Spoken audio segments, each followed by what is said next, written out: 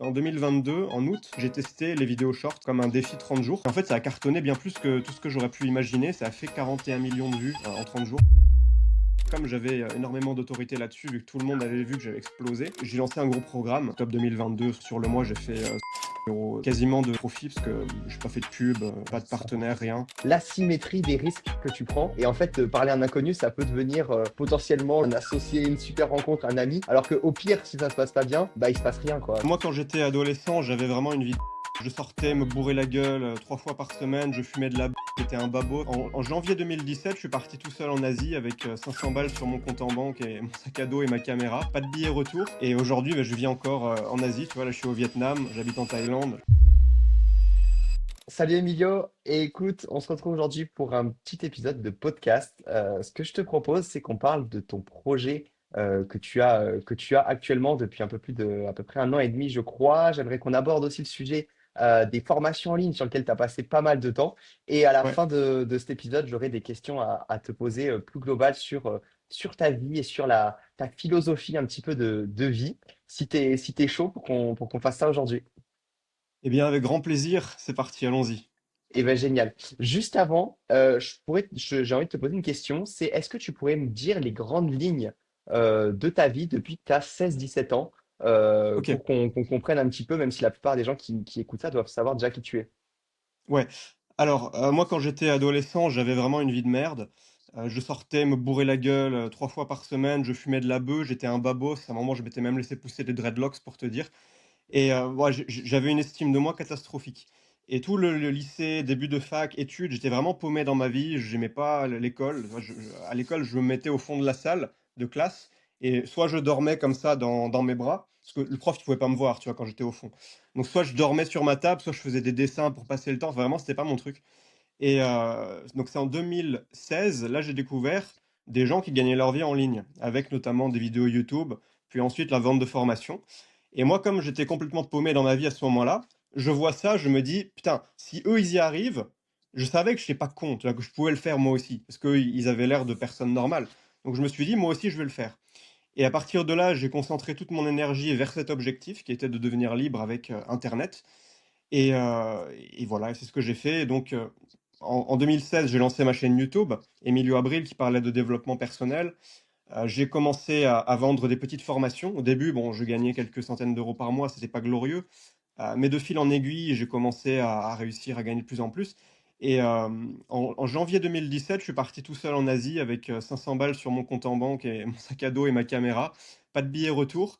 Et aujourd'hui, je vis encore en Asie. Tu vois, là, je suis au Vietnam, j'habite en Thaïlande, je suis de passage au Vietnam.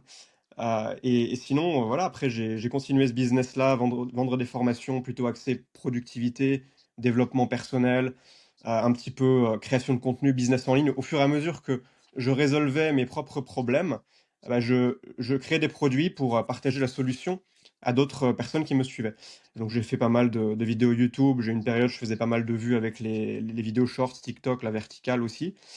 Et après quasiment 10 ans dans cette industrie de l'infoprenariat, je commençais à tourner en rond. J'avais un peu tout vu, tout testé. Et même si ça marchait bien, j'avais envie de me renouveler. Je pense qu'au bout d'un moment, c'est normal. Tu t'ennuies, quoi. Tu te restes dans une zone de confort et ça n'a plus rien de nouveau. Et je Ouais. me voyais pas faire ça toute ma vie non plus. Donc là, je me suis dit, OK, il y a un projet que j'avais envie de faire, c'était de lancer un SaaS. Donc SaaS, ça veut dire Software as a Service.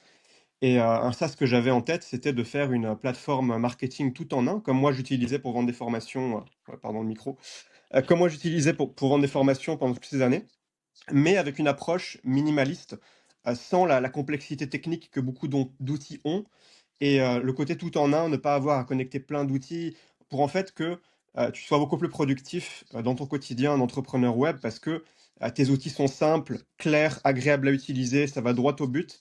Et cet outil, c'est Tiny Pages. Donc ça fait un an, un peu moins d'un an et demi là qu'on est dessus, effectivement. Ok. L'outil est totalement fonctionnel, très complet. Et là, on est en train de Super. mettre de l'IA dedans. Et ça, c'est assez cool. C'est-à-dire que l'IA permet là de créer ta page de vente, ta séquence email de lancement de produit, tes emails de vente. On va rajouter aussi, écrire des articles de blog, faire des newsletters. Alors, ça va être des brouillons, tu vois. Après, tu peux toujours les modifier toi-même.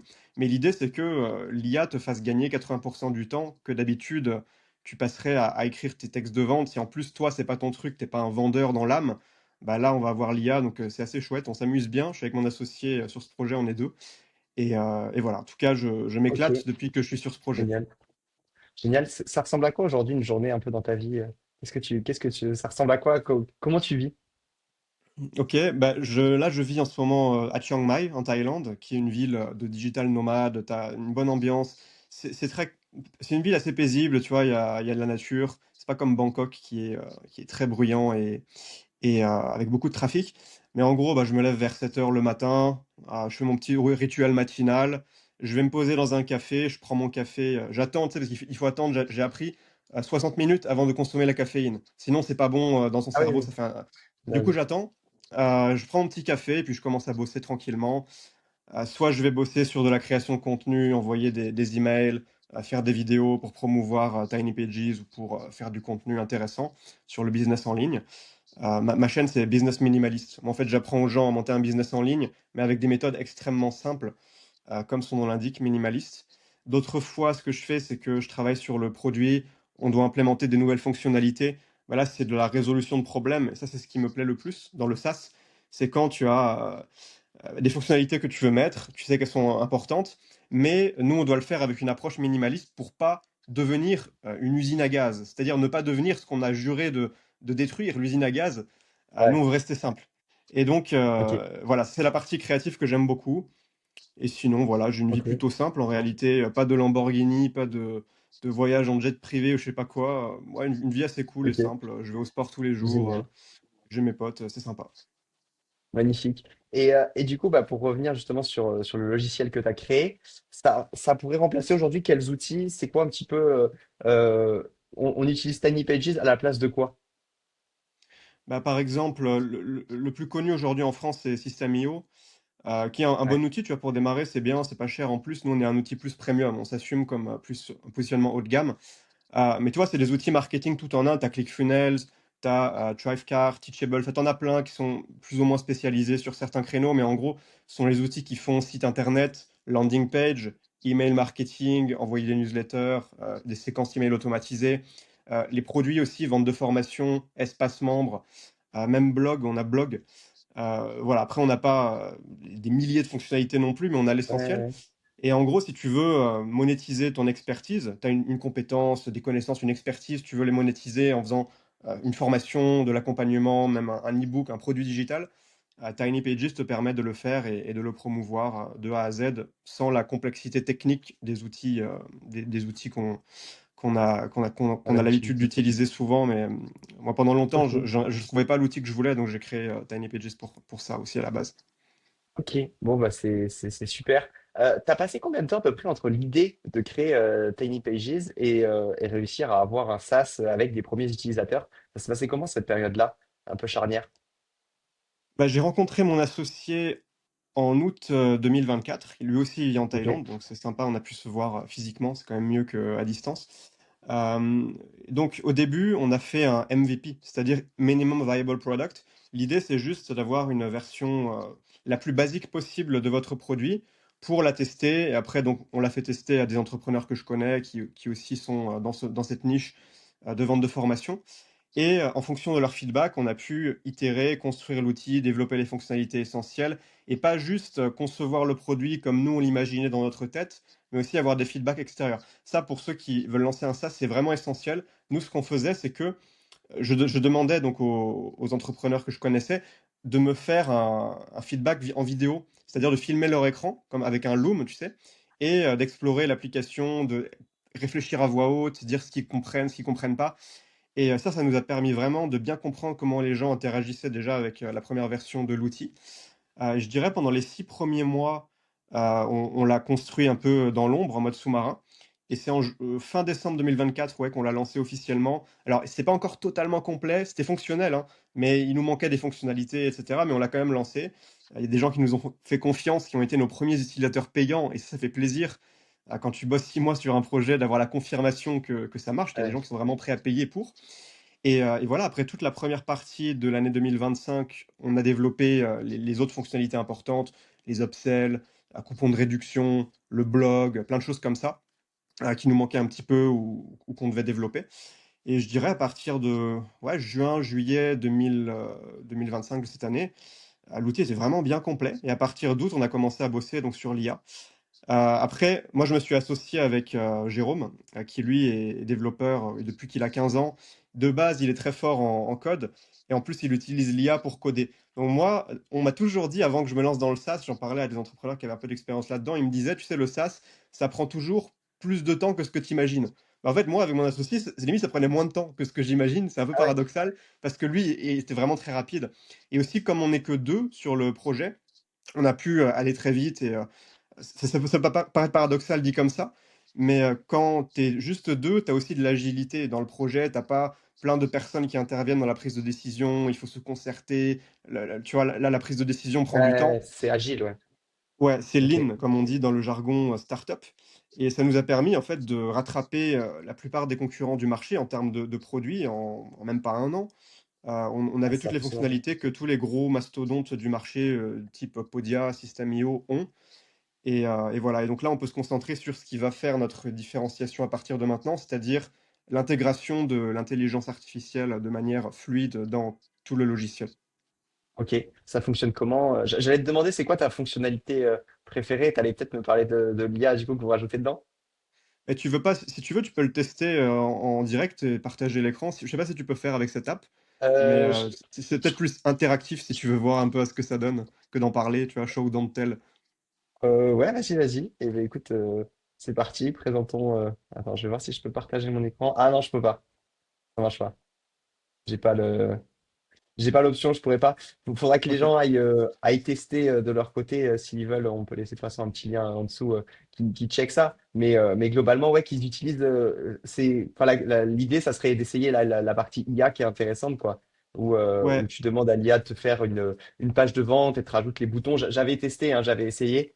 ok, C'est assez bluffant. Assez bluffant. Même la séquence mail, ça avait fait une ouais. séquence mail pour le produit, juste en donnant quelques indications à l'IA. C'est fou, ouais. Bah là, on est début novembre 2025, au moment où on fait cette vidéo.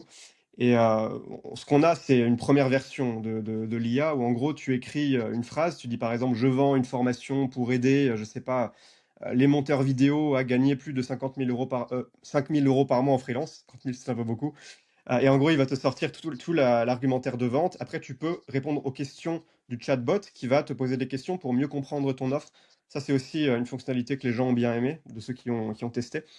Et en gros, ça permet de ne pas avoir à trop réfléchir. Juste, tu réponds aux questions du bot et ça complète la page. Après, tu la régénères, elle est mieux. Ça fait la séquence email de vente. Mais après, ça, c'est une première version qu'on va encore beaucoup améliorer au cours des prochains mois. On est Ouais. en train de travailler là, sur des agences spécialisées. Par exemple, tu veux faire une newsletter, bah, ça va pouvoir le faire.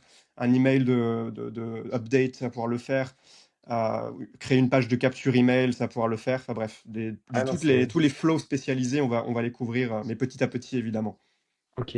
Ouais, non, c'est super cool en fait. Moi, en plus, c'est la manière dont j'utilise l'IA, tu vois, c'est me faire la première version. Généralement, je sais ce que je sais un peu l'ordre que je veux avoir, par exemple, sur une page de vente ou quoi. Et je gagne du temps si je donne tout. Je donne à l'IA de me faire quelque chose et à partir de ça, je retravaille dessus. Et là, je pense que Hmm. c'est un peu la meilleure manière de l'utiliser parce que forcément, tu donnes à l'IA, même si elle peut te faire un premier jet qui est bien, il faut repasser dessus, rajouter sa touche un peu Bien perso. sûr, bien Même si sûr, bien l'IA sûr. copie ton style, peut de mieux en mieux Ouais. copier le style d'une personne. Et comment ça fonctionne sur la partie technique? Parce que je sais que souvent, il y a des jetons, ce genre de choses pour tu sais, que bah, l'IA puisse Ouais. être payée, l'IA qui fonctionne derrière. Comment ça marche? Est-ce que ça vous coûte de l'argent à chaque fois qu'il y a quelqu'un qui fait Ouais. une demande via IA? Alors, nous, on a pris parti on veut vraiment faire un outil de top qualité, donc on va choisir, même si les outils sont chers, on va aller vers la qualité. Donc, on a pris Claude. Actuellement, Ouais, le meilleur ouais, modèle, voilà. c'est Sonnet 4.5. À la base, on avait testé avec un mélange de GPT et le chinois DeepSeek qui était rapide. Mais après, on a testé Claude et le résultat était quand même bien mieux, j'ai trouvé. Ouais. Donc, ouais, ça nous coûte quand même, c'est vrai. Après, on a mis des limites forcément, surtout sur les comptes gratuits. On peut tester l'IA gratuitement, mais forcément, au bout d'un moment, bah, on va devoir couper parce que ça nous coûte, quoi. Donc, sinon, on tourne à Ouais, perte. c'est ça, c'est ce que je me disais, ouais. Ouais. Après, pour nos utilisateurs payants, il y a une limite quotidienne parce qu'effectivement, si on met pas de limite et qu'ils envoient 1000 requêtes en une minute avec un script, ça nous défonce, tu vois, ça nous siphonne notre compte. Mais non, on a mis les sécurités évidemment et puis il y a une limite quotidienne, mais c'est quand même, largement assez pour, un besoin normal, on va dire. Après si à Et terme, il y a des power users, comme on dit, power users qui ont besoin de beaucoup, là, peut-être qu'on mettra un plan plus cher. Mais ça fait partie, si ouais, tu veux, des trois gros coûts qu'on a en interne dans un SaaS comme Tiny Pages. C'est effectivement l'IA, token IA, l'hébergement des vidéos sur nos serveurs et l'envoi des emails. Parce qu'avec les emails, c'est pareil, on a ouais, les choisi emails aussi. un, bah ouais, en fait, on a choisi un service assez cher aussi, le plus cher parmi parmi les gros du marché, parce qu'on veut vraiment que nos utilisateurs aient une bonne délivrabilité. En fait, celui qu'on a choisi, c'est un service de ActiveCampaign qui est une très grosse réputation dans le milieu de l'emailing. Et en fait, on le branche à Tiny Pages. C'est pas nous qui gérons le serveur d'envoi d'email, ça c'est quelque chose d'extrêmement complexe, beaucoup plus qu'on le croit. Et Ouais. donc voilà, ça nous coûte quand même. Et voilà, c'est les 3 principaux coûts: vidéo, IA et email. Ok, super.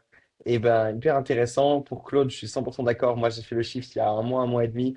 Tout ce que je fais en copywriting maintenant, c'est Claude et il me fait un travail bien mieux que Ouais. ChatGPT. Donc, c'est génial que vous ayez mis ça, que vous ayez mis ça derrière. Tu m'as parlé de ton associé tout à l'heure, Jérôme, si je me trompe pas. Ouais, Bon, bah, vos rôles ont l'air bien définis. Lui, il fait la partie tech. Toi, tu fais l'acquisition, l'idée un petit peu, etc. de la grande idée de Tiny Pages. Comment ça s'est passé, votre rencontre? Tu cherchais un associé? Comment ça s'est passé un petit peu? C'était déjà un ami à toi ou c'est juste la partie business? ouais, moi, à la base, l'idée de Tiny Pages, je l'avais peut-être 1 an et demi avant qu'on commence vraiment. Mais c'est juste Ok, que je connaissais pas de développeurs et je procrastinais, voilà, bon. Mais ce qui s'est passé au bout d'un moment, c'est que, je me suis dit: «Bon allez, je vais mettre un petit message sur mon Telegram, dire que je cherche un développeur avec qui m'associer». De m'envoyer un mail et je vous expliquerai le projet. Donc là, j'ai dû recevoir quelques dizaines d'emails de développeurs. La plupart, ils étaient freelance. En fait, ils n'avaient pas vraiment un état d'esprit d'entrepreneur. Parce qu'il faut savoir que quand tu lances un SaaS en tant que non-tech, on va dire, tu as deux options. Soit tu prends un freelance, donc tu vas avoir 100% des parts de la société, mais le freelance, tu vas le payer, souvent quand même assez cher, hein. Beaucoup de ouais, développeurs freelance bons, seniors, ils vont prendre au moins 500 euros la journée. Donc, il faut avoir des fonds quand même à déployer. Ou alors l'autre option, moi c'est ce que j'ai choisi et ce que je recommande, c'est de s'associer avec quelqu'un 50-50. Tu pas de gratter, faire 60-40, tu fais ça 50-50, comme ça c'est ouais. équitable. Vous êtes à 2 dans le même bateau et surtout ce que ça change, c'est que la personne va être, skin in the game avec Et toi, ouais, comme on ouais, c'est dit. ça. Alors que le dev que tu payes en freelance, il a beau bien t'aimer, peut-être vous avez bonne relation, mais c'est pas son projet.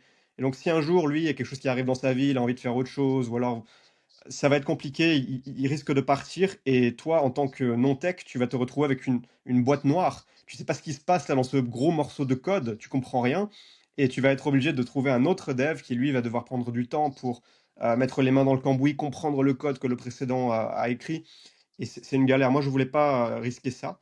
Et donc voilà, j'ai rencontré, donc Jérôme qui a répondu à mon message sur Telegram et lui, pour le coup, c'était vraiment le perfect match parce que à la fois, il était très fort, en dev, ce qui est évidemment essentiel, mais aussi un autre point essentiel qu'on sous-estime, c'est que il a la vision entrepreneur. Il est prêt à prendre des risques et c'est pas comme beaucoup de développeurs freelance qui juste, veulent rester dans leur zone de confort à prendre leurs 500 € par jour et c'est OK, tu vois? Chacun son truc. Je comprends que ce soit une position confortable, mais ils ont pas envie de prendre le risque de lancer une start-up, que ça marche pas, tu vois? De travailler des mois sur un projet et sans être payé. Mais Jérôme, c'était son cas. Et puis en plus, on était tous les 2 en Thaïlande, donc voilà, c'était vraiment parfait. On s'est rencontrés très vite à Bangkok et on a commencé, très vite à bosser dessus, sur le projet et voilà et puis après, ben, on s'entend bien en plus, là, on est ensemble au Vietnam, on bosse, sur l'IA et tout ça et on habite tous les 2 à Chiang Mai, donc on peut se voir souvent pour bosser. Ouais, donc franchement, je pense que j'ai été chanceux sur ce coup-là. Mais Ouais. aussi, c'est parce que, tu vois, comme j'ai fait du contenu pendant toutes ces années, j'ai attiré, plein de gens à travers mes contenus, sur le développement personnel ou sur la productivité. Et au final, tu attires quand tu fais du contenu comme ça, tu attires des gens, qui ont des talents, des compétences et moi, c'est un peu un cheat code, quoi, au bout d'un moment. Mais toi, je pense que c'est Ouais, c'est pareil, clair. Ouais, c'est même pareil, sans ouais. avoir une audience gigantesque, mais quand tu as une audience spécialisée, des gens qui te suivent et qui t'aiment bien et dans une thématique aussi de croissance, développement personnel, business. bah, tu peux facilement trouver des talents et voilà, c'est un peu le C'est ça, cheat ouais, c'est code. des Moi, j'ai personnes. j'ai pas eu besoin de Ouais, prendre un chasseur de tête qui allait me trouver la bonne personne, juste tu attires ouais. organiquement les gens à toi. Ok, ouais, ouais, je suis 100% d'accord. C'est des gens qui vibrent un peu comme toi, qui ont aussi les mêmes centres d'intérêt. Du coup, il va y Ouais. avoir plus de feeling, etc. C'est super.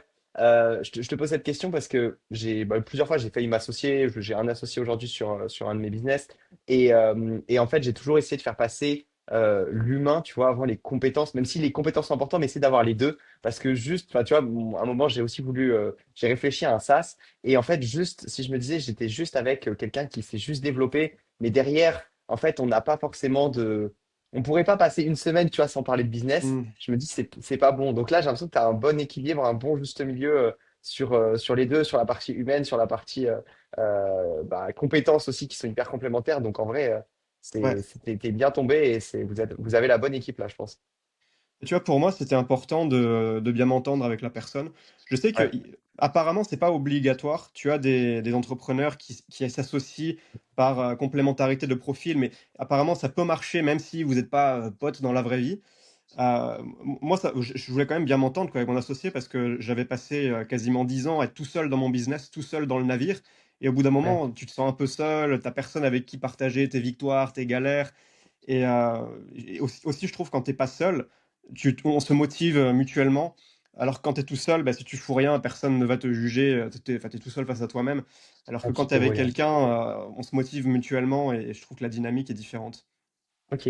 Est-ce que vous vous fixez des objectifs en commun? Est-ce que vous avez une vision commune pour le SaaS? Souvent, on dit que c'est la vision qui fait savoir où l'équipe va et donc qui motive un petit peu tout le monde, qui drive. Est-ce que vous fixez des objectifs, des deadlines, ce genre de choses ou pour l'instant, pas spécialement? On se fixe pas vraiment des objectifs, par exemple, mensuels ou Ouais, trimestriels. Moi, j'ai jamais vraiment trop fonctionné comme ça. Enfin, à chaque fois que je me fixais des objectifs, au final, je changeais d'avis, tu vois? Mais ça m'empêchait pas ouais, de quand même être productif et faire des choses. Mais c'est juste que j'ai besoin d'être fluide, de m'adapter à la réalité. Quand par exemple, tu te fixes des objectifs en début d'année. Ça se trouve 3 mois plus tard, bah, tu vas, te rendre compte qu'en fait, il y a une autre stratégie à mettre en place qui est mieux. Juste, tu le savais pas 3 mois plus tôt. En fait, tu obtiens de plus en plus d'informations en te confrontant au réel et donc forcément, il y a des stratégies qui peuvent devenir obsolètes. C'est pour ça que je trouve ça un peu bête de se borner à un objectif périmé, parce que parfois les objectifs peuvent périmer. Enfin bref, ouais, et sinon après on a une vision évidemment. La vision c'est si tu veux, la mission de TinyPG, j'aime bien dire, c'est de supprimer la barrière entre tes idées et leur réalisation. C'est-à-dire que tu as un produit, une idée de produit, de formation que tu veux lancer, eh bah, tu vas pouvoir la lancer le plus vite possible, que ce soit par la simplicité de l'outil, c'est très simple, tu es pas embrouillé par la technique, ou par l'IA qui va t'aider à faire le lancement, qui va écrire déjà tous tes contenus de vente pour que toi tu puisses te concentrer sur, le contenu, accompagner tes clients et ce qui, toi, te fait kiffer. Parce que souvent, j'ai remarqué que beaucoup de formateurs, de coachs, ce qu'ils préfèrent, c'est pas le côté vente, c'est bah, accompagner les clients ou faire des vidéos, des choses comme ça. Donc là, l'IA va débarrasser de cet aspect-là. Donc c'est en fait, on sait, on a la vision en tête. Et puis après, on a les étapes. Si tu veux, on sait quelle est la priorité du moment. Là, par exemple, c'est l'IA. Et voilà, après, si tu veux, la manière dont on s'organise, c'est qu'on a une espèce de pipeline de tâches dans Notion, ouais, ou quand on a des idées aussi, on les fout là-dedans pour plus tard, et on fait remonter les priorités de manière un peu organique, et ouais, je on vois. s'organise comme ça, quoi. Ok, trop bien. Aujourd'hui, vous avez combien d'utilisateurs à peu près sur Tiny Pages qui utilisent ça pour vendre Ah, leur formation, leur coaching? en utilisateur gratuit, j'ai pas le chiffre en tête. En payant, on approche de la centaine, là. Ok, Il faudrait que je ok, vois cool. les utilisateurs gratuits, parce qu'après aussi, on a une version gratuite. Donc, tu en Ouais, as qui peuvent ouais, bien créer sûr. leur site, créer leur page. Mais après, pour les fonctionnalités comme l'email marketing, vendre des produits, etc., là, c'est réservé au compte payant. Ok, ben, parfait. Ceux qui voudront tester, de toute manière, on laisse un petit lien sous cette vidéo s'ils veulent aller voir ça.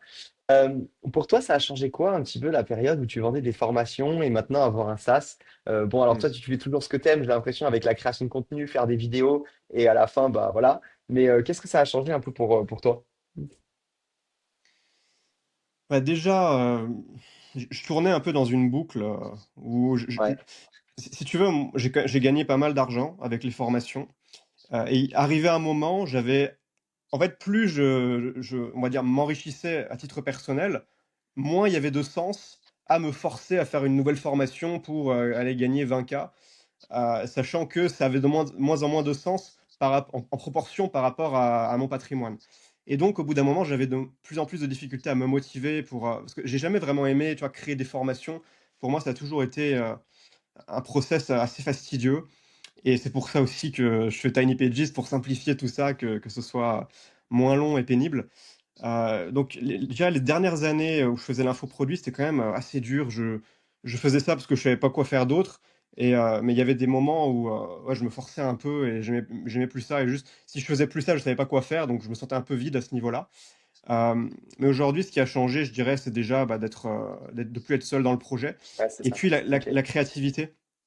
J'adore la résolution de problèmes et typiquement le SaaS, c'est que ça. Enfin, la partie en tout cas produit, c'est que ça. C'est résoudre des problèmes, faire preuve de créativité. Je brainstorm aussi beaucoup avec l'IA. J'ai tout appris avec l'IA sur le côté, UX, expérience utilisateur et franchement, je trouve ça trop cool. Et après en termes de, marketing, bah, je vends toujours, à ma communauté, aux gens qui me suivent sur les réseaux. Après on teste aussi d'autres approches. Là, on teste notamment de l'outreach sur, le marché US pour recruter des affiliés. Là, on va aussi commencer, agressivement l'affiliation, aussi sur le marché francophone dans les prochains mois, quand on aura l'IA et là, ça va être sympa de montrer ça à d'autres créateurs qui s'ils kiffent, ils pourront, promouvoir auprès de leur audience.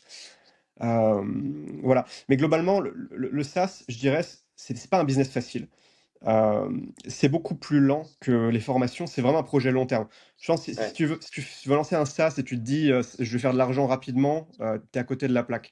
Il faut vraiment s'investir, dans une direction pendant plusieurs années, je pense. Parce qu'aujourd'hui, tu sais, avec l'IA, maintenant, les gens peuvent vibe coder des petits SaaS. ouais, Et ouais, donc, si tu veux, les mini SaaS, les petits SaaS qui résolvent un petit problème rapide, ça devient tellement une commodité, ça devient dur. Bon, évidemment, il y a le marketing derrière, c'est surtout ça qui va vendre le produit. Mais si tu veux vraiment faire un SaaS qui sort du lot, il faut du temps. Il faut du temps, il faut, tester aussi beaucoup de canaux marketing. Un seul, ça peut ne pas suffire. Donc, tu vois, moi, là, je commence avec le contenu, on commence doucement aussi. Je pense que c'est bien de ne pas avoir une croissance explosive, d'aller scaler, prendre des investisseurs, parce que ça nous permet aussi de commencer doucement, on a des ouais. utilisateurs payants déjà, donc on est totalement rentable, mais on a leur feedback, on peut améliorer en fonction de ce qu'ils nous disent. On n'est pas prisonnier, d'investisseurs. Donc, voilà, après on développe ça tranquillement, on prend notre temps. Ouais. Et de toute Ok. façon, on s'est dit dès le départ qu'on était là sur le long terme sur ce projet-là. Ok, bah ouais, c'est super cool. Alors, moi, je trouve que c'est une. Après, on le voit chez beaucoup, tu vois, de personnes qui ont fait des formations, etc., ou ce genre de business par le passé, de derrière déboucher sur du SaaS pour avoir la vision un peu plus, bah, comme tu dis, long terme, bâtir quelque chose qui a de la valeur, faire quelque chose qui a du MRR, etc. Donc moi, je trouve ça super, super sensé. Et en plus, tu as l'acquisition, parce que forcément, vu qu'avant, tu t'adresses un petit peu à la même cible, plus ou moins qu'aux personnes, enfin, du moins, les personnes pour qui tu faisais des vidéos avant peuvent se sentir concernées par ce que tu fais aujourd'hui. Je pense que ça t'a aidé au début à avoir des clients. D'ailleurs, est-ce que tu peux nous parler un peu de l'acquisition aujourd'hui? C'est des vidéos que tu fais en organique. Est-ce que vous avez testé d'autres canaux? Comment vous y prenez un peu pour cette partie-là? Tu vas parler d'affiliation plus tard. Ça serait Ouais. quoi l'idée pour développer l'acquisition d'un SaaS? Bah, moi, forcément, je commence par, le levier le plus facile qui est, le contenu organique parce qu'effectivement, je démarre pas de zéro, j'ai une audience qui me suit. J'ai une petite chaîne sur le business en ligne, surtout là que je fais la promotion, du SaaS. J'ai aussi une liste email, hein. La liste email, email marketing, franchement, c'est top, hein. C'est là que Ouais, tu as le plus de je chope le plus de clients par l'email, en fait, pas par les réseaux. Donc, pour moi, YouTube, ça sert à faire des démonstrations, montrer, la plateforme et puis ensuite, faire entrer des gens sur ma liste email. Mais après la vente, elle se fait surtout, par email. Donc ça, c'est le côté, direct response marketing classique. Après, l'affiliation, effectivement, pour le SaaS, c'est un énorme levier. Voilà, donc là, évidemment, il faut être un peu plus extraverti dans l'approche. Moi, c'est un truc qui a beaucoup changé. C'est qu'avant, quand ok, j'étais sur l'infoproduit, bah, j'étais très, introverti, je faisais mes formations, puis je les lançais, mais en fait, j'étais pas vraiment à faire des appels avec les gens, à trouver des partenaires et cetera, à être dans la communication. Alors que là, maintenant, bah, tu vois, je vais beaucoup plus vers les gens pour parler du projet, pour leur faire tester. Là, on va aller recruter des partenaires et cetera. Donc c'est vraiment un autre jeu. Et voilà, il y a l'affiliation. Après, il y a aussi le démarchage, à froid. Ça, on teste un petit peu, mais je le délègue parce qu'aussi en tant que, fondateur du SaaS, tu peux pas tout faire toi. Je pense que c'est Clair. important aussi de déléguer sur des compétences que toi tu ne maîtrises pas. Par exemple, le SEO, ça peut être une source intéressante plutôt à long terme là. Le SEO et le JEO, qui est pour les moteurs de Et, IA, ça c'est nouveau. ok. Ah ouais, ok, ouais, j'avais pas Generative vu. Engine Ah ouais, en mode, Optimization. tu demandes à Ça, c'est pour que ChatGPT et ChatGPT t'apparaît. parle de toi. Ok, Ouais. génial. Mais ça, tu vois, c'est des choses qui se font sur le long terme et à court terme, l'affiliation, je pense, est un des meilleurs leviers, ou le contenu, voilà. Après, tu en as qui font des stratégies, de contenu, de viralité. Moi, je fais pas trop viralité, mais tout dépend de ton SaaS. Après, tu as des SaaS qui enfin, tout dépend aussi de l'audience que tu cibles. Moi, un truc que j'aimerais bien tester un peu plus, c'est LinkedIn. J'ai pas été très, régulier sur LinkedIn, mais potentiellement, beaucoup d'entrepreneurs, peuvent se m'intéresser dessus, donc c'est un truc que je considère. Voilà, mais je pense qu'il faut pas se borner à une source d'acquisition, il faut en tester, plusieurs. Plusieurs sur du SaaS. Ok, et ben écoute, je pense qu'on a fait un bon tour de Tiny Pages. Encore une fois, hein, pour ceux qui veulent tester et voir par eux-mêmes, je pense que c'est la meilleure chose pour tester ce que vous avez créé. Je vais te poser des questions un petit peu sur les formations en ligne, puisque quand même, pendant combien d'années t'as fait ça? 7-8 ans, je pense, à temps plein, Ok, waouh. Et t'as créé combien de formations de programmes différents? plus d'une cinquantaine. Waouh, ok, incroyable. Et c'est quoi celui qui a le mieux marché? Enfin, généralement, chez les créateurs, il y a quelques programmes qui sortent, souvent qui sortent du lot et qu'on essaye de faire Ouais. scale. Enfin, je sais pas comment tu t'y es pris. Et c'est quoi le programme qui a le mieux marché pour toi? Pour moi, il y en a eu 2. En numéro 2, c'est, la bourse facile. Donc c'est une méthode Ok, où j'expliquais aux débutants comment commencer à investir en bourse avec une stratégie long terme, pas quelque chose de risqué, agressif, mais plutôt une approche de bon père de famille, en investissant dans les ETF. Donc ça, c'est une formation que j'ai beaucoup vendue avec un tunnel de vente, notamment, séquence automatisée. Et donc là, ça me rapportait, vraiment pas mal parce que, je faisais des vidéos donc sur le sujet de l'investissement de la bourse. Je mettais un lien dans la description. À la fin de la vidéo, je disais: «Cliquez sur le lien dans la description pour recevoir une formation gratuite, d'introduction à la bourse». Ça marchait bien et puis donc ensuite j'envoyais des mails, j'envoyais la formation gratuite et puis ensuite je proposais la formation payante, pareil dans une séquence email automatisée. Donc ça, c'était très automatisé. Et la 2e, la 1re formation, celle qui a le plus, marché, c'est, sur les shorts et ça, c'était un peu spécial ah parce oui. que c'est en 2022, en août, j'ai testé les vidéos shorts comme un défi 30 jours. Je m'étais dit: «Bon, ça peut être sympa d'essayer», j'avais envie de tester quelque chose de nouveau et en fait, ça a cartonné bien plus que tout ce que j'aurais pu imaginer. Ça a fait 41 millions de vues, en 30 jours. Alors que moi, à la base, je m'étais dit: «Bon, ça fait 1 ou 2 millions de vues, c'est déjà très bien». Elle a fait 41 millions et du coup, après ça, j'ai continué, et surtout, comme j'avais, énormément d'autorité là-dessus, vu que tout le monde avait vu que j'avais explosé, j'ai lancé un gros programme. Là, pour le coup, un programme, très exhaustif, plus de 20 heures de contenu. Il y avait même de l'accompagnement. Je faisais des feedbacks aux élèves toutes les 2 semaines sur leurs vidéos pour qu'ils s'améliorent et ça, ça a été mon plus gros mois, octobre 2022. Sur le mois, j'ai fait, 110 000 € quasiment de profit parce que, j'ai pas fait de pub, Ouais, pas de c'est important. partenaire, rien. Donc juste avec ma liste email. Incroyable. Impressionnant. Et ben ouais, c'était une question aussi de bon timing, je pense, 2022 Ouais, sur le short, c'est le moment où ça marchait bien. ouais. Les formations en ligne, bah là, sur ce que tu me dis, j'ai ça qui m'est venu naturellement, un peu le timing. Qu'est-ce que tu penses du marché aujourd'hui, de la formation? Est-ce que si on est bien positionné sur les bons programmes, ça peut aussi bien marcher ou tu trouves qu'il en est où le marché? Je pense que déjà la formation en ligne, ça pourra toujours fonctionner parce que, c'est que si tu veux, c'est qu'un format. Ce qui compte, c'est la méthode que tu délivres, c'est le problème que tu résous et par contre, il y a une vraie commoditisation du contenu aujourd'hui. Tu vois que dans beaucoup de niches, tu as des créateurs qui sortent des vidéos gratuites sur YouTube qui font plusieurs heures, par exemple, formation complète dropshipping pour t'apprendre à faire ta boutique, formation, je sais pas, productivité, organisation personnelle. Dans plein de niches, tu as maintenant des gens qui dropent sur YouTube Ouais, des grosses formations gratos. Donc là, tu vois que le contenu devient une commodité, c'est-à-dire que, finalement que ça n'a plus tellement de valeur, juste, c'est quelque chose de banal. Par contre, là où on peut toujours se démarquer, c'est si toi tu inventes tes propres méthodes. Moi, par exemple, tu vois, j'ai une méthode, c'est avec un carnet, c'est ma méthode de productivité, je l'appelle la méthode Focus Book, il me semble que tu l'avais testée yes, et exactement. tu vois, ça, typiquement, c'est une méthode que moi j'ai inventée. Donc je peux pas avoir de concurrent là-dessus. Alors tu vas me dire: «Tu es en concurrent avec d'autres formations sur la productivité». Pas vraiment, parce que moi, quand je vais présenter ma méthode, je vais expliquer en quoi elle est différente de ce qui existe.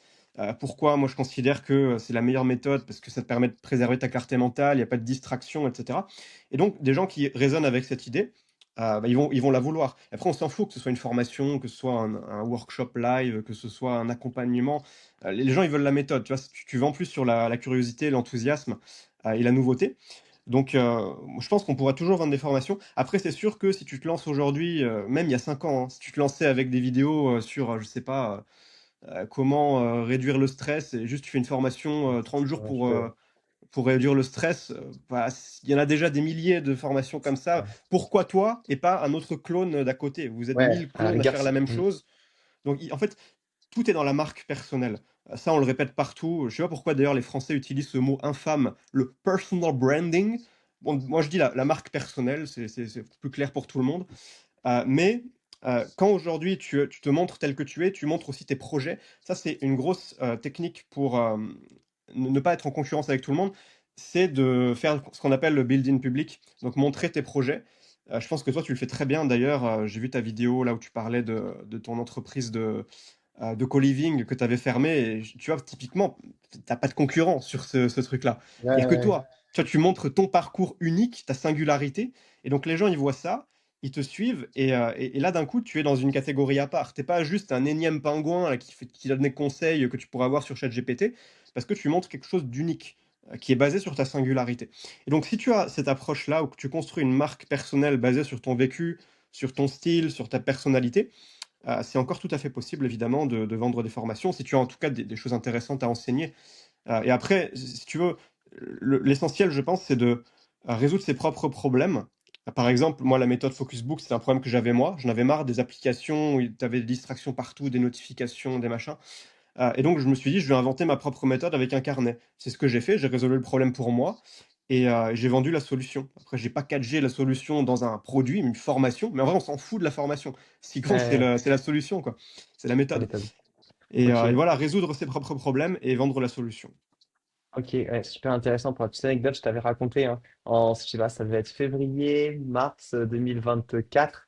J'étais tombé sur ça et moi, j'écris toutes mes idées toujours sur papier. C'était Ouais. désorganisé. Ça répondait vraiment à mon problème, un petit système de tag en fait. Quand j'ai une idée sur une vidéo YouTube, bah, dans mon carnet, je fais un petit logo YouTube. Et là, si je scrolle mes pages, enfin, si je scrolle, si je tourne mes pages de mon carnet, Tu en scrolles à quelques coups, l'ancienne, je tournais tu scrolles les pages. Je tourne quelques pages et je vois en fait mes idées de prochaines vidéos YouTube que j'ai eues les derniers jours. Donc, bon, ça a ses avantages, ça a ses inconvénients, mais j'avais bien aimé la méthode et j'avais partagé un peu autour de moi. Donc, ouais, super cool.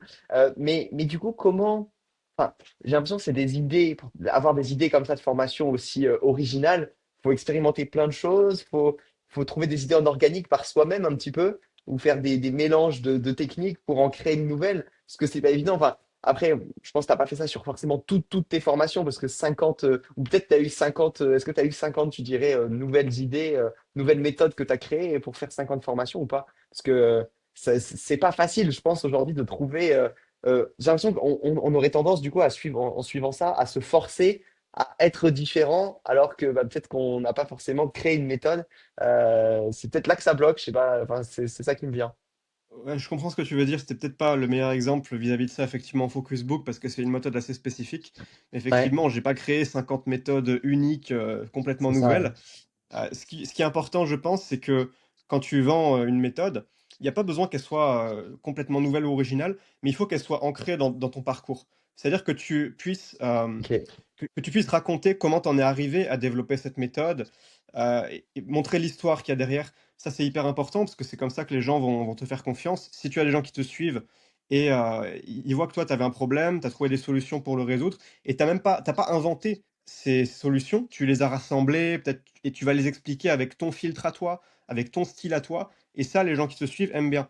Parce que en fait, tu vas rendre la méthode unique de par ton prisme, personnel et aussi, il faut comprendre un truc, c'est que, tu peux vendre des formations en te positionnant comme, un débutant. Moi, j'aime bien cette métaphore de, quand tu étais à l'école, des fois, tu avais des profs qui expliquaient très mal. Ils prenaient pas le temps d'expliquer des choses qui, pour eux, avaient l'air simples, alors qu'en fait, pour les élèves, c'était très compliqué. C'est un peu le syndrome de l'expert et donc ils vont trop vite, tu captes pas et la meilleure personne qui va t'expliquer, c'est pas le prof, c'est ton camarade, à côté de toi qui a tout écouté et qui lui Ok, est ouais. capable de s'expliquer avec tes mots, avec un point de vue de débutant, se mettre au même niveau que toi. Et ça, c'est la stratégie du débutant et en fait, souvent, il vaut mieux, quand tu démarres dans un sujet, par exemple la bourse, moi c'est ce que j'avais fait. Heu, Ça faisait pas super longtemps que j'avais commencé à investir, ça faisait peut-être 2 3 ans et j'avais compris des trucs et j'étais capable de les expliquer, vraiment avec de l'enthousiasme et je pense qu'aujourd'hui, même si ça fait plus d'années que j'investis en bourse, comme ces dernières années, je suis moins impliqué là-dedans, ça tourne moins dans ma tête, c'est moins ce qui cogite, dans mon esprit, bah, là, je serais même plus capable de te faire une formation sur la bourse, comme j'en étais capable à l'époque où je me suis plongé à fond dans le sujet, où, j'ai tout appris et j'étais super enthousiaste et la formation elle était top et les gens ont adoré parce que justement, j'avais pas le jargon, boursier, j'en parlais comme si j'étais, leur pote qui a compris le truc et qui leur explique. Donc ça, c'est un positionnement qui est sous-coté, je pense et tout ce J'aime qui beaucoup, compte, en ouais. fait, c'est de se montrer de manière authentique pour que tu puisses attirer des gens qui t'apprécient pour qui tu es et ils vont vouloir, bah, du coup, acheter tes méthodes, tes formations parce que tu les expliques avec ton prisme à toi et c'est ce prisme qui fait ta valeur et ta singularité et qui te permet de ne pas être en concurrence avec, les 1000 autres Gugus qui racontent les mêmes trucs. Parce qu'ils ont tous regardé Alex Hormozy, ils répètent tous la même chose, Ouais, tu vois? ouais, c'est ça. Ok, ah bah purée, ça c'est vraiment une notion qui est hyper intéressante, je trouve, le syndrome. Parce qu'en fait, ça voudrait peut-être limite dire que quelqu'un des fois de moins expert peut. Après, l'expertise te permet d'avoir une vision encore plus globale, mais quelqu'un de moins expert peut peut-être mieux t'expliquer certaines choses qu'au final un expert qui est un peu déconnecté de ta réalité, qui se souvient plus ce que c'est d'être débutant et qui peut aussi bien t'aider. Bah, tu vois, c'est un argument que je ressortirais parce que je le trouve très intéressant et très juste en fait que Mmh. quelqu'un qui est plus dans le jus, bah, mais qui est encore plus expert, peut être moins bien t'expliquer. Ok, bon, ben hyper pertinent. T'es pas allé sur à un moment, c'était un peu la mode du coaching high ticket. Toi, j'ai l'impression que tu es plus minimaliste et que t'as pas trop envie d'avoir des gros systèmes compliqués. Tu t'es lancé là-dedans, tu t'y es aventuré ou ça t'a jamais trop attiré? Non, j'ai jamais fait de coaching high Ok. ticket. Parce que, bah, c'est mon côté, extrême introverti mais ça je regrette, tu vois? Si j'ai un regret, pas le high ticket, mais d'être trop resté dans mon coin, tu vois? J'étais, à Bangkok dans mon hôtel à faire mes vidéos, faire mes formations, mais sans jamais vraiment être, connecté avec les gens, à faire des appels, les accompagner, mais et du coup, j'étais un peu dans ma bulle et là récemment, j'ai changé, je me suis lancé des défis là, il y a quelques semaines, faire des appels tous les jours avec, les gens qui me suivent et les entrepreneurs de mon audience, à faire des lives aussi, tu vois? Ce genre de choses pour être plus dans l'humain et je trouve qu'en fait, tu kiffes beaucoup plus, cette activité quand tu es dans l'échange, dans la connexion avec l'audience plutôt que, d'être, de manière tout le temps asynchrone à faire ton truc, tu le publies et tu t'en occupes plus. Mais sinon, pour répondre à la question initiale, c'était pas trop ça, mais non, j'ai pas testé le high ticket. Ouais. Ok, ok. Donc là, tu as essayé de développer un peu ton côté, devenir un peu plus extraverti, en fait, j'ai l'impression, avec les défis que tu t'es lancé là ces derniers temps, c'était ça un peu l'objectif pour plus kiffer, plus rencontrer, plus échanger? Mais je pense que ça fait partie de qui tu es, introverti, extraverti. Je sais que Ouais, c'est quelque chose de inné, mais par contre, ce qui n'est pas inné, c'est d'être sociable. Tu peux être introverti et sociable. Être introverti, ça veut juste dire que tu as besoin d'être seul pour te ouais, recharger. Alors, extraverti, il a tout le temps besoin de parler avec les gens, la tchatche, tu vois. Ce qui est pas trop mon cas. Mais ouais, l'idée, c'était de développer, disons, de sortir la zone de confort et au bout d'un moment, ça devient naturel et confortable quand tu fais quelque chose suffisamment de fois, même si, à la base, c'était inconfortable. C'est comme un muscle, en fait, il faut le travailler. Le muscle social, si tu le travailles pas, il s'atrophie et après, tu vois, tu es stressé, tu restes tout ouais. seul, alors que si tu régulièrement, tu parles à des nouvelles personnes, ça va, en fait. Tu Ouais. t'y Bah, c'est ce habitues. que cet après-midi, après notre podcast, je vais en ville et je vais parler à des inconnus. C'est une Ah! activité que Trop j'essaie de faire bien. de temps en temps parce que c'est. Bah ouais, en fait, moi, ça me nourrit tellement et comme je suis très curieux, mon astuce, c'est un peu de laisser passer ma curiosité. Tu vois, je vois quelqu'un dans la rue qui a un chapeau, bah, je vais lui, alors c'est pour son Ouais, style et tout, je vais lui demander d'où il vient son chapeau ou pourquoi ouais. il met un chapeau, tu vois. Genre des questions. En fait, on est hyper curieux et je trouve que surtout avec les inconnus, on se restreint souvent de poser des questions parce qu'on se dit c'est bizarre et tout, alors que généralement, ça crée une vie trop cool de laisser place à toute sa curiosité, en fait, tu vois, la laisser Ouais. s'exprimer comme un enfant un peu, tu vois, qui ne va pas trop avoir moins des fois de barrières, de choses comme ça.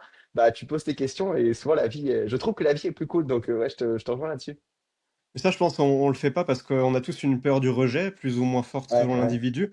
Mais en vrai, les gens, ils sont contents quand tu viens de leur parler, la plupart. Bon Ouais, après, de tu en as, ils fou. passent une sale journée, ils veulent pas qu'on leur parle, tu vois? Ça arrive aussi. Mais juste, faut pas le prendre personnellement. Mais c'est top ça. Toi, tu es plus introverti ou extraverti de base? Franchement, je sais pas. Je dirais plutôt introverti en vrai, hein. Quand je suis avec trop de gens, en fait, ça dépend vraiment. Je saurais pas dire parce que je connais le truc, tu sais, de t'es introverti quand t'es tout seul, tu te recharges, extraverti quand t'es avec des gens, ça te donne de l'énergie. En fait, moi, ça dépend avec qui je vais être. Des fois, je peux rester avec des gens super longtemps, être à fond, avoir encore plus d'idées, plus de trucs. Et il y a une sorte d'émulation qui me donne plein d'énergie. Ah, je crois que je suis extraverti en vrai parce que tout seul, je déprime trop. Donc je pense, Ouais. ouais, tout seul, en fait, je tiens pas très longtemps tout seul. Genre, je me fais trop chier. J'ai plus envie de rester tout seul, ouais. Et le business que tu as fait en plus, bah, tu étais au contact des gens, tu as dû rencontrer énormément d'entrepreneurs avec les co-living. Moi, c'est Ouais. vraiment quelque chose, j'aurais pas fait ça naturellement, tu vois? Mais toi, ça avait l'air d'être Ouais, assez naturel, de t'être lancé là-dedans. ouais, c'est vrai. C'est vrai, c'est vrai. Ouais, non, c'est clair. Et ouais, parler aux inconnus, en fait, c'est vrai qu'on risque rien. Moi, en ce moment, je réfléchis un peu, tu sais, sur l'asymétrie des risques que tu prends. Et en fait, parler à un inconnu, ça peut devenir potentiellement, je sais rien, un associé, une super rencontre, un ami. Alors que au pire, si ça se passe pas bien, bah, il se passe rien, quoi. Genre, enfin, juste un mec qui t'a Ouais. dit non, tu traces ta Et route. puis, Donc, c'est un risque hyper asymétrique de parler à quelqu'un dans la rue. Donc, faut le faire, en fait, c'est trop bien. ouais, même si le mec t'envoie chier, en fait, Ouais, il arrêtera de penser à toi dans 30 secondes, tu vois? C'est juste que mais c'est pas personnel. ouais, ouais, c'est clair. Moi, j'avais fait, Trop bien. aborder des femmes, en Thaïlande. C'était, Ouais. grosse sortie de zone de confort aussi, j'ai fait ça pendant une semaine et ouais, en plus, ça m'a fait pratiquer le thaïlandais. Mais Ah ouais. franchement, tu changes après, quand tu l'as jamais fait et qu'après après ça peut être des femmes, ça peut être juste des gens comme toi, Ouais, ouais, c'est aléatoires. clair. Mais putain, tu te prouves que tu es capable en fait de faire ce truc qui est très effrayant, pour un humain. Ça, c'est normal que ça fasse peur, mais quand tu arrives à le faire et après tu changes. En fait, je pense qu'il faut prendre conscience du risque. Moi, j'ai même un tatouage sur mon épaule où il y a écrit grain de sable pour me rappeler toujours que je suis un grain de sable sur un grain de sable dans l'univers, tu vois. Ah, Et trop qu'en fait, bien. on risque rien. En fait, il faut réfléchir Ouais, à qu'est-ce que tu risques dans le pire des cas dès que tu as envie de faire un truc. Et si tu prends conscience, moi, c'est pour ça, à chaque fois, je suis en mode, bon, maintenant que j'ai fait ça, tu vois, je peux plus m'échapper. Et si j'ai envie d'aller parler à une femme, à un mec, un truc, envie de le dire, des fois, je fais demi-tour et j'y vais. Je me dis, ouais, c'est n'importe quoi, genre, il n'y a aucun risque, tu vois. ouais. Donc ouais, on a tous ça naturellement. Ok. Bon, bah, super pertinent pour les formations, tout ce que tu as pu faire. J'ai quelques questions pour finir un peu cet épisode sur plus ta vie, toi, comment tu t'es développé et ta philosophie de vie un petit peu, même si on a beaucoup déjà parlé de minimalisme, etc. Je me demandais si tu avais eu des mentors, que ce soit des personnes qui t'ont aidé au début, des personnes que tu as rencontrées en vrai, qui t'ont aidé un peu dans ta quête entrepreneuriale pour en arriver jusque-là. Ouais, bien sûr. Bah, déjà, j'ai eu des mentors, on va dire, c'est quoi l'adjectif? Bah, des mentors que je n'ai pas rencontrés, mais dans des Ouais, auteurs ou des gens sur internet, il y en a eu beaucoup. Je pense notamment à Naval Ravikant, le fondateur de j'adore. AngelList, très gros entrepreneur et avec une philosophie aussi, qui m'a beaucoup inspiré. Après, j'ai aussi fait des coachings, tu vois, dans mon parcours. Notamment en 2018, j'avais fait un coaching avec un gros entrepreneur du web à l'époque. Et moi, tu vois, à cette époque-là, je connaissais rien au marketing. J'étais vraiment nul. Je gagnais pas beaucoup, pas bien ma vie du tout. Et je lui ai juste fait. En fait, j'ai pris mon téléphone, j'ai fait une vidéo comme ça. Je fais ouais, salut, je m'appelle Emilio. J'ai des chaînes YouTube. Je te suis sur les réseaux. J'aime bien ce que tu fais, machin. Est-ce que tu pourrais me coacher? Bon, en gros, je lui dis ça, tu vois. Et je lui envoie la vidéo. Et jamais je m'attendais à ce qu'il me réponde. Et en fait, il m'a répondu. Du coup, on s'est fait un appel et vérifié que j'étais sérieux. Et après, on a fait 8 mois de coaching. Il m'a tout appris, le marketing, tunnel de vente, etc. Et ouais, c'est là que j'ai passé les 10 000 euros par mois, je crois, le début 2018, ouais. Et Ok. ça, c'était pour le côté business marketing. Ça m'a fait un gros coup d'accélérateur. Je pense que j'aurais quand même réussi sans lui, mais plus lentement. Heu, Après, il y a eu des fois aussi où j'ai pris des coachings. En fait, pour moi, prendre un coaching, c'est un truc high ticket, tu prends un coach, soit ça a été, très positif, soit, nul. Donc il y a pas d'entre-deux. Soit ça m'a servi à rien, des fois, il y en avait un, je vais pas dire son nom, mais le mec, c'était un yes man. Tu vois, il me disait: «Ouais, vas-y champion, vas-y, c'est bien, c'est bien». En fait, il me challengeait jamais, il me disait: «Ouais, vas-y, Mhm. fonce, fonce, fonce». Mais ouais, j'avais pas besoin de ça, tu vois? Et bon, c'était un peu nul. Je crois à la fin, j'étais même plus impliqué, je m'en battais les couilles. J'étais dans le coaching, j'avais payé 5 000 balles, mais je m'en battais les couilles. pour te dire.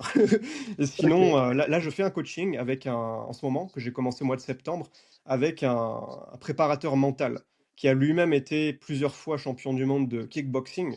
Donc, tu vois, lui, il travaille avec des athlètes, avec des gros entrepreneurs. Et lui, c'est pas un coaching business, c'est vraiment sur les mécanismes d'auto-sabotage. Moi, ok, notamment, un mécanisme d'auto-sabotage qui m'a vraiment pourri la vie pendant longtemps, c'est le perfectionnisme. Tu sais, c'est la surintellectualisation, c'est trop réfléchir par peur de me confronter, à la réalité, en fait. Et ça, bon, c'est des patterns anciens que tu développes, souvent pendant la première partie de ta vie. l'enfance. Ouais, Mais ça, tu vois, il faut s'attaquer à ces choses-là et donc là, je pré-coach pour ça et ça se passe super bien. Mais je pense que c'est très important tu vois, même si aujourd'hui, tu débutes, tu as pas les moyens de prendre un coaching à 5 000 ou 10 000 balles, déjà avoir des sources d'inspiration, en virtuel, bah, c'est essentiel pour avoir des modèles. On se construit de toute façon tous par modèle. Moi, quand j'ai grandi, j'ai pas eu d'entrepreneur dans ma famille. Dans ma famille, c'était plutôt des profs, fonctionnaires, rien du tout dans l'entrepreneuriat et donc j'ai dû trouver des modèles d'entrepreneurs. Alors soit, mon coach qui m'a accompagné en 2018 ou alors des entrepreneurs que je suivais sur les réseaux. Mais c'est essentiel, sans ça, j'aurais jamais réussi, c'est sûr. On a besoin ouais, bon, d'avoir de des toute modèles. façon.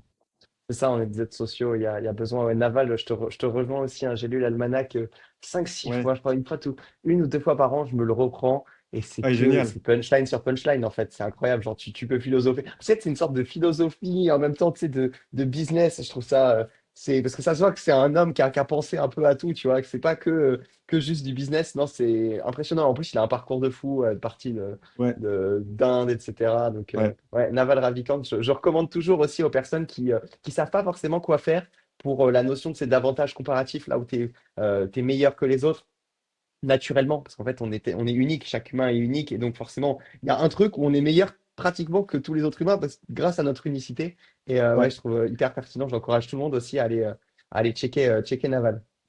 Ouais, le livre, le nom est pas très sexy, tu vois? Moi, pendant Non. longtemps, je le voyais dans les librairies. J'étais là: «Oh, c'est quoi Ouais. ce truc?» En fait, j'ai mis 2 ans avant de le lire et j'étais là: «Putain, pourquoi je l'ai pas Ouais. lu plus tôt?» Ok. Ouais. L'almanach de Naval Ravikant. Magnifique. Je voulais te poser une question sur un petit peu. Est-ce que tu avais travaillé aussi, je sais que pour les entrepreneurs, enfin pour moi, c'est quelque chose par quoi je suis passé, son rapport à l'argent. Alors, je ne sais pas toi comment ça s'est passé aussi au début, quand tu as commencé à en gagner, etc. Est-ce que tu as fait un travail là-dessus ou pas? Qu'est-ce que tu veux dire un travail? Comment tu vois Euh, ça? Comment ça se euh, manifeste? ton, la vision que tu as, qu'est-ce que l'argent représente pour toi? Qu'est-ce que ça veut dire pour toi, ta relation avec, parce qu'on crée une relation un peu avec toutes les choses qui Ouais. nous entourent, et je pense avec l'argent en particulier, et encore plus quand on est entrepreneur. C'est pour ça que je trouve le sujet intéressant. Bah, moi, ça a beaucoup changé parce que je viens d'une famille où, tu vois, l'argent, c'était mal. Ouais, Donc, ouais, disons qu'à un moment donné, j'ai eu un changement de paradigme. J'ai arrêté d'écouter bah, les gens que j'avais toujours écoutés dans mon entourage la première partie de ma vie. Et j'ai commencé à écouter des entrepreneurs qui, là, forcément, la vision de l'argent était très différente. Donc, je ne pense pas que ça a été conscient, c'est plus ça a infusé lentement ok, dans mon esprit. Après, le plus gros, mindset switch que j'ai eu par rapport à ça, c'est quand je voyageais, en Asie en 2017. Je me rappelle, tu vois, au début, j'étais un backpacker, j'avais pas de thunes, je dormais dans des hostels. En plus, tu sais, j'avais tellement pas de thunes que je mangeais une fois par jour du riz et des bananes. J'allais, à la ouais. supérette, le En Asie en plus. 7-Eleven, ouais, en Thaïlande et ça coûtait rien, tu vois? Donc je mangeais riz, Ouais, banane. c'est Je me clair. disais: «Comme ça, je vais économiser plein de thunes, je vais pouvoir voyager plus longtemps». Et même par exemple, tu sais, j'étais devenu super maigre parce que je prenais jamais le taxi, même s'il fallait marcher 5 kilomètres sous le soleil, le soleil d'Asie du Sud, bah, je le faisais juste pour, Ok, gratter, tu vois, gratter 5 euros sur le taxi. Et en fait, à cette époque-là, je m'en suis rendu compte après, c'est que j'étais très focus sur, économiser plutôt que gagner plus. Tu vois, comment économiser plus au lieu de comment gagner plus? Mon esprit était sur réduire les dépenses à l'extrême. Sauf que réduire les dépenses à l'extrême, il y a forcément une limite que tu atteins très vite. Au bout d'un moment, c'est bon, clair. tu vas pas, manger des cailloux, dans le tu vois, tu as besoin de t'acheter à manger, tu as besoin de te loger, il y a un minimum de dépenses. Mais si tu te concentres sur gagner plus, bah, là, il y a potentiellement pas de limite. Tu peux aller très loin si tu es bon dans ce que tu fais et que tu montes un vrai business, quoi. Et Ok, ouais, ouais. à un moment donné, j'étais en Thaïlande, et il y a un pote qui, me dit: «Ouais, Emilio, est-ce que tu veux venir, passer une journée dans un camp d'éléphants là?» Je dis: «Ouais, vas-y, trop bien», j'étais trop chaud et il me dit, «C'est 2 000 bahts». 2 000 bahts, ça fait à peu près, ouais 50-60 € et ben j'ai refusé. Tu vois? Juste, parce que j'avais je les avais, mais j'étais tellement dans une mentalité de économiser, économiser, que même si j'avais envie d'y aller, bah, j'ai préféré, les économiser et là, je me suis dit: «Putain, ça fait chier quand même» Ouais, et je me c'est suis ça dit: devient un «Ouais, peu. bon» et après, tu vois, par la force des choses, j'ai commencé à changer, mon focus de, économiser à tout prix. Alors, c'est plus facile à dire quand tu as des économies, bien sûr. Quand tu es, parce que là, j'étais vraiment, j'avais pas de thunes, quoi. Je te dis, je suis parti en Asie, j'avais 500 balles. Il fallait que je fasse de l'argent, que je lance des formations pour à chaque fois, alimenter mon compte bancaire, mais des fois, j'étais proche de zéro et donc forcément, là, c'est plus stressant. Mais évidemment, bah, tu peux pas sortir de ce cercle si tu ne te concentres pas sur comment puis-je gagner plus. Il faut se poser les bonnes questions. Comment est-ce que je peux développer mes revenus? Si tu ne te poses pas cette question la plus essentielle, bah, tu vas jamais, développer ton business. Ouais, Donc évidemment. c'est où tu concentres ton attention. Ça, ça Ok. m'a ça m'a beaucoup aidé. Ok, ouais, très, très intéressant. Et aujourd'hui, tu dirais que tu as besoin de combien pour subvenir à tes besoins? Parce qu'effectivement, tu as dit pas de Lamborghini, pas de jet pour Ouais. toi. Tu as un style de vie qui aussi minimaliste, mine de rien, mais qui rend, selon moi, aussi assez heureux au final avec du sport, des relations, un business, faire des choses intéressantes. Et tu as besoin de combien à peu près pour vivre en Asie? Bah, ça a fluctué, au fil des années, ce que je dépensais. Aujourd'hui, je sais pas, pour moi, ma copine et mon chat, je dois dépenser peut-être 3 000 à 4 000 par mois, un truc comme ça, à Ouais, Chiang ok. Mai et en Thaïlande. Ok, génial. Et du coup, tu as réfléchi, parce que tu m'as parlé de la bourse tout à l'heure, je me demande si peut-être tu as réfléchi à avoir des revenus passifs, outre, bon, après, tu as tes business, tu as les formations, tu as le SaaS, etc. Mais est-ce que tu as mis des choses en place pour ça et avoir quelque chose d'un peu automatisé ou pas? Tu peux reformuler la question, s'il te plaît? Est-ce que tu as des investissements, peut-être ce genre de choses qui te permettent de couvrir? Parce que je sais que c'est l'objectif, c'est de pas mal, même d'entrepreneurs qui au final au début traf pour après pouvoir avoir des systèmes qui tournent à leur place. C'est peut-être l'objectif aussi de ton SaaS, forcément. Mais est-ce que tu as d'autres investissements qui sont beaucoup plus passifs? Ouais, moi, il y a un truc dont je suis content dans mon parcours, c'est que quand j'ai fait beaucoup d'argent avec les formations, bah, j'ai pas tout claqué, dans des conneries. J'ai placé et aujourd'hui, ouais, j'ai des dividendes, grâce à la bourse. J'ai mon portefeuille, d'actions et d'ETF, ça me rapporte. Après, j'ai aussi des revenus d'affiliation, Ok. des revenus d'affiliation, pour, de l'infoproduit ou pour du courtier en bourse aussi. Ah bon, ça représente pas grand-chose, mais mis bout à bout, tu vois, c'est déjà pas Ouais, mal et puis j'ai le revenu, YouTube. Tu sais, les vidéos que j'ai publiées, il y a ouais, longtemps, tu en as qui font des vues et ça fait des petits revenus. Je pense que ça doit faire 500 balles ok. par mois. Mais bon, c'est toujours Ouais, ça c'est de cool. prix C'est toujours et ça. ouais. Après les revenus passifs, je sais pas si, bah, en fait, ouais, avec des dividendes, ouais, mais après, bon, tu as quand même l'inflation. Dans tous les cas, s'il y en a qui nous écoutent, qui gagnent bien leur vie, qui ont des gros business, franchement, si j'ai un conseil à leur donner, c'est de pas tout flamber et de placer, ouais, placer, Ouais, diversifier. Moi, j'ai aussi diversifié pas mal, où j'ai de la crypto, j'ai de l'or. L'or qui a bien, bien monté là récemment, c'est un peu la folie. ouais, ouais, J'ai, ouais, quelques montres, beaucoup d'actions. Donc j'ai diversifié aussi histoire de pas être, trop surexposé à un seul actif. Heu, voilà, mais après j'ai ok. évité, tu vois, les shitcoins, les cryptos foireuses, ces trucs-là, avec, Ouais, énormément de risques. Moi je préfère générer la richesse avec le business, et au lieu d'essayer d'être riche avec l'investissement, en général, ça finit mal. Ça finit très ouais. mal. Ouais, je comprends. Ok, moi je te rejoins pas mal là-dessus. Moi j'investis de toute façon pour l'instant, hein. Bon, je suis bien plus, enfin, je suis plus jeune, tu vois, et j'investis surtout sur moi et mes compétences, etc. Je pense que dans un premier temps c'est le Ouais, plus ouais, ouais. important, mais quand on arrive à un stade bien plus avancé, je pense que c'est intéressant de penser aussi à ça. Tu nous as dit que tu étais bah là, en ce moment au Vietnam, que tu vis en Thaïlande. Tu as testé beaucoup de pays avant de t'installer là-bas. C'est un choix qui est aussi très important. Au final, l'endroit où on vit, enfin, je pense, tu vois. Ouais. Tu as passé du temps à réfléchir à tout ça. Comment tu t'y es pris? Alors moi, fin 2016, je voulais me barrer. J'avais arrêté mes études, je vivais encore chez mon père et il commençait à me mettre la pression parce qu'il était là: «Bon, tu au YouTube, là, c'est bien mignon, mais c'est un hobby, c'est pas avec ça que tu vas payer les factures». Moi, j'étais là: «OK, je prends mes économies, je me casse». J'avais envie de me barrer depuis longtemps de toute façon, je supportais plus d'être, j'habitais à Bordeaux, je supportais plus. Et donc disons que je me suis construit, toute ma phase entrepreneur, en Asie. J'ai fait la Thaïlande, j'ai fait la Malaisie, le Vietnam, le Laos, le Cambodge, Bali en Indonésie, et d'autres pays aussi, un peu plus tard.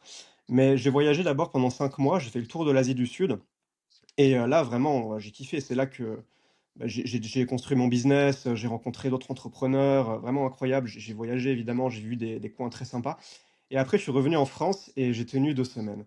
Au bout de 2 semaines, vas-y, c'est bon, j'ai plus envie d'être là, je repars. Je suis parti un peu en Mm. Europe de l'Est, en Pologne et après je suis revenu en Thaïlande. La Thaïlande, j'aime beaucoup parce qu'on a vraiment un confort de vie, assez important. Tu as des logements pas chers avec tu vois, par exemple, tu as des condominiums, des grands immeubles avec, des chambres très propres. Tu as, piscine, salle de sport et ça coûte, souvent, bah, pas grand-chose. Tu vois, par exemple, à Chiang Mai en Thaïlande, pour, $300 par mois, 300 € par mois, tu peux avoir un truc très propre, 30 carrés avec, piscine, salle de sport, enfin nickel. En France, ce serait beaucoup plus cher. Ça dépend où après. Mais, ouais, il y a un confort de vie en Thaïlande, aussi la culture est très accueillante. Il y a une grosse communauté de nomades digitaux sur place. Heu, Ouais. pas que des nomades digitaux, mais aussi des gens qui vivent là, quoi. Heu, les locaux sont sympas, la bouffe est bonne, il fait beau, des fois il fait quand même un peu chaud mais Ok. bon, tu peux toujours voyager après. Mais voilà, moi la pour cet ensemble de raisons, je choisis la Thaïlande. Après je sais pas si j'y resterai toute ma vie, mais, pour l'instant j'y suis bien. Ok, tu fais la Thaïlande. Bon, bah, hyper intéressant. Moi, c'est aussi pas mal de questions que je me pose. Donc, je pense dans tous les cas, il faut faire comme ta phase que tu as fait, essayer, hein, essayer plein Ouais, de bien sûr. pays, voyager. Et puis, on finit par trouver un endroit où on se projette, quoi. Tu vas jamais t'expatrier, dans un pays sans jamais l'avoir visité. D'abord, voir déjà y aller, peut-être quelques semaines si ça te plaît. Ensuite peut-être tester quelques mois si, les premières semaines t'ont plu, tu peux étendre si tu pas pressé, tu vois? Moi j'aime bien aussi, le voyage, lent, c'est-à-dire rester, plusieurs mois dans un endroit et aujourd'hui j'ai des spots en Asie du Sud, par exemple, j'aime beaucoup Kuala Lumpur en Malaisie, j'aime beaucoup Da Nang au Vietnam et c'est des endroits où, tu vois, j'aime bien changer de temps en temps, passer d'un spot à l'autre et ce qui est bien aussi avec ce modèle, c'est que quand tu retournes dans un spot que tu connais, tu as déjà tes habitudes, tu connais les restos, tu sais où sont les salles de sport. Tu pas la charge mentale de débarquer dans un nouveau endroit où Hmm. tu connais rien et là, bah, tu sais, ça te nuit à ta productivité, quand tu dois, trouver où faut manger, comment ça se passe, les transports, les machins. Alors quand tu connais déjà, Ouais, bah, c'est tu es juste vrai. content d'être dans un endroit que tu aimes bien, d'y retourner et puis tu pas besoin de trop réfléchir donc ça c'est pratique. Ok. T'es minimaliste justement aussi sur le matériel que tu as pour enfin toutes tes possessions matérielles. Est-ce que t'es aussi minimaliste là-dessus ou finalement tu t'es installé quelque part et tu commences à accumuler plus de choses? Je vais juste éteindre la clim et je réponds à ta question parce que je me les gèle Ah, là. bien sûr, il n'y a pas, il y a pas de problème.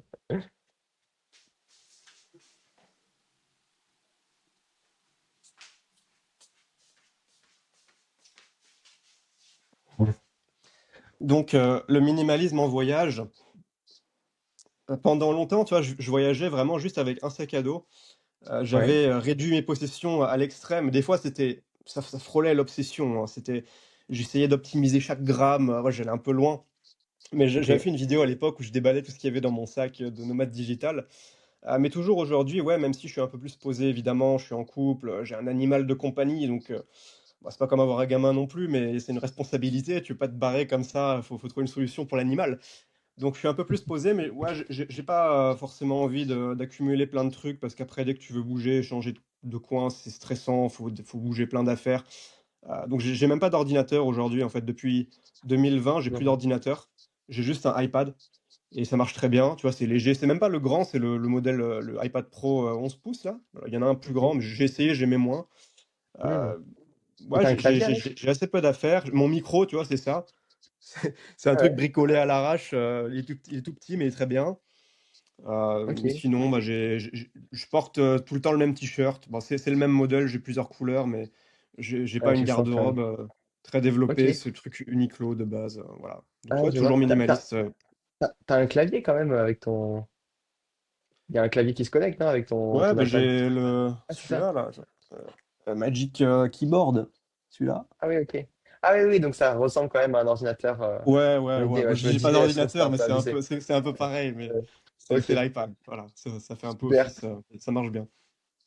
Génial. Eh bien, écoute, je trouve qu'on a fait un bon tour, Emilio. Pour les personnes qui veulent te suivre, regarde tes vidéos. Tu as deux chaînes YouTube là maintenant, c'est ça?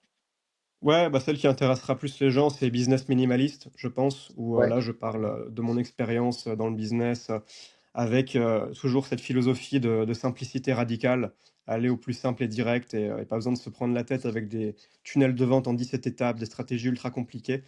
Donc, ouais, cette chaîne-là, c'est celle sur laquelle je suis le plus actif en ce moment. Sinon, il y a mon autre chaîne, mais je fais un peu moins de vidéos dessus. c'est quoi pourquoi ton autre chaîne t'as laissé un peu plus à l'abandon? C'est quoi le plan? Parce qu'elle a plus d'abonnés dans l'autre, dans la chaîne qui Ouais, est bien ouais. montée. C'est quoi l'idée avec? Bah, ma chaîne principale aujourd'hui, elle a quoi? 740 000 abonnés, un truc comme ça. Ok. Mais bah, écoute, j'y reviendrai un jour, mais là, je suis plus focus sur le SaaS, sur le business en ligne. Donc je Et du coup, les autres préfère vidéos. ma petite chaîne pour ça parce que, sur l'autre chaîne, il y a trop de touristes qui sont pas concernés, donc je préfère, séparer. C'est ça. Mais je reviendrai à ma chaîne principale, c'est sûr, je l'ai pas abandonnée. Génial. Eh bien, écoute, Emilio, merci beaucoup pour l'épisode. Super pertinent, inspirant. Et puis à une prochaine alors. Merci beaucoup pour l'invitation, c'était super et à une prochaine. À bientôt. Ciao. Ciao.